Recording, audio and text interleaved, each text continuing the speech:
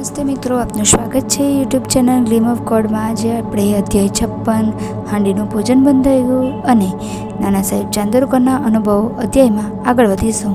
સાંઈબા ઘણીવાર હાંડીમાં ભોજન બનાવતા તે 1910 સુધી ચાલુ રહ્યું। ત્યાર પછી એમણે એ બંધ કરી દીધું। દાસગણુ મહારાજના કીર્તનથી સાંઈબાબાની કીર્તિ એટલી બધી ઝડપથી ફેલાઈ ગઈ કે શિરડી યાત્રાધામ બની ગયું। દ્વારકામયમાં સાંઈબાબાને પેટમાં એટલા ફળો, મીઠાઈઓ, સૂકા મેવા, અનાજ, તૈયાર ભોજન આવતા કે સાંઈબાબા બધાને જમાડી શકતા। આરતી થયા પછી સાંઈબાબા દ્વારકામાઈના ઓટલે ઊભા રહી બધાને ઉધી અને આશીર્વાદ આપતા। પછી પોતે અંદર જઈ વચમાં જમવા બેસતા।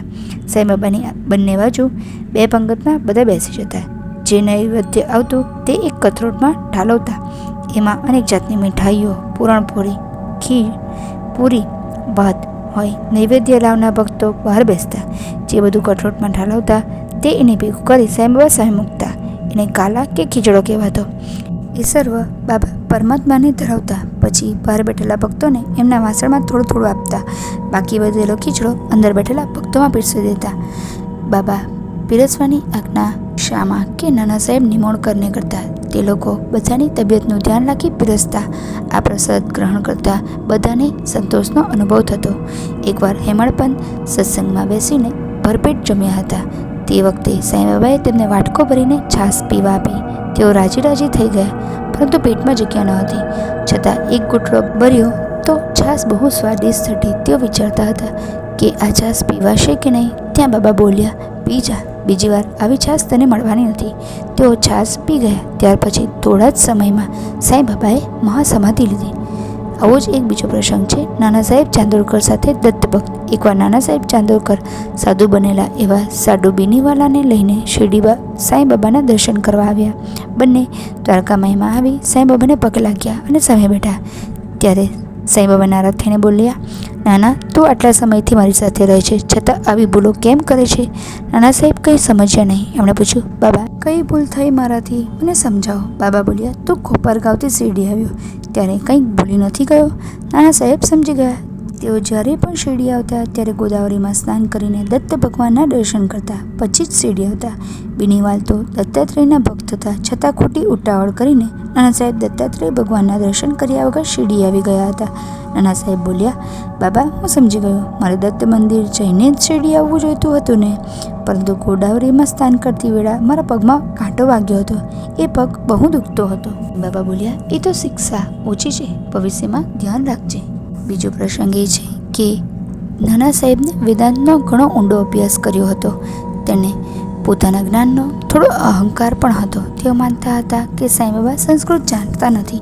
એકવાર સાંઈબાબાના પગ દાબતા દાબતા નાના સાહેબ ગીતાનો એક શ્લોક ગણગણતા હતા। સાંઈબાબાએ પૂછ્યું, તું શું ગણગણે છે? સંસ્કૃતનો એક શ્લોક બોલું છું, નાના સાહેબે જવાબ આપ્યો। બાબાએ પૂછ્યું, કયો શ્લોક બોલે છે?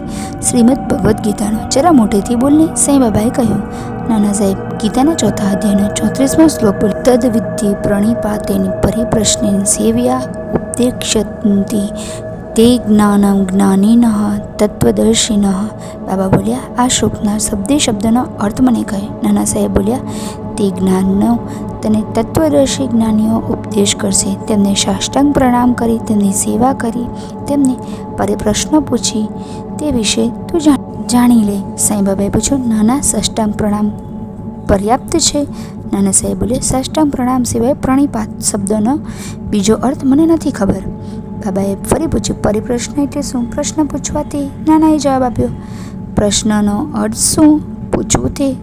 તો પરિપ્રશ્નનો અર્થ પ્રશ્ન જ થતો હોય તો ભગવાન વ્યાસે એની પહેલાં પરી શા માટે લગાડ્યો?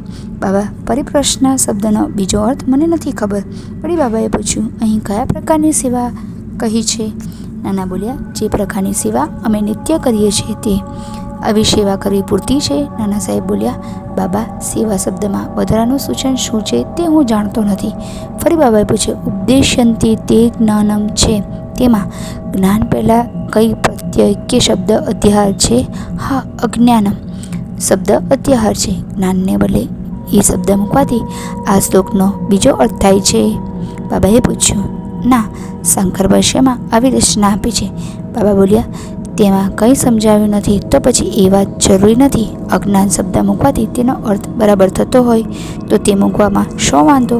નાના બોલ્યા, અજ્ઞાન શબ્દ મૂકવાથી તેનો અર્થ શું કરવો તે મને સમજાતું નથી. વળી બાબાએ પૂછ્યું, જ્ઞાનીને તત્વદર્શીને સાષ્ટાંગ પ્રણામ કરવા, સેવા કરી એ સર્વ શ્રી કૃષ્ણ અર્જુનને કેમ કહે છે? શું તેઓ તત્વદર્શી અને જ્ઞાન સ્વરૂપ ન હતા? નાના બોલ્યા, હા હતા. તો પછી એમણે અર્જુનને કોઈ જ્ઞાનીને પૂછવાની આજ્ઞા શા માટે કરી? તેનો હેતુ હું સમજતો નથી. સાંઈ બાબા બોલ્યા, નાના શિષ્ય ગુરુની પૂર્ણ શ્રદ્ધાથી સેવા કરીને, દંડવત પ્રણામ કરીને, ત્યાંને પોતાનો સર્વસ્વ ગુરુચરણે અર્પિત કરીને, જ્ઞાનમાં નિર્પુણ તત્વદર્શી ગુરુને વારંવાર પ્રશ્ન પૂછવાથી ગુરુ ઉપદેશ કરશે, અર્થાત પરબ્રહ્મ પરમાત્માનું જ્ઞાન આપશે. આમ નાનાને પોતાનું અજ્ઞાન કબૂલ કરવું પડ્યું. સાંઈ બાબાએ એ શ્લોકનો સાચો અર્થ સમજાવ્યો. ત્યારે નાનાને ખ્યાલ આવ્યો કે સાંઈ બાબા વેદાંગ ઉપદેશના ઊંડા અભ્યાસી છે. ઓમ નમઃ ઇતિ સદગુરુ શ્રી સાંઈ સચ્ચરિત્રમાં સાંઈ બાબાની હાંડીનું પૂજન નામનો અધ્યાય 56 સમાપ્ત. ઓમ સાંઈ રામ.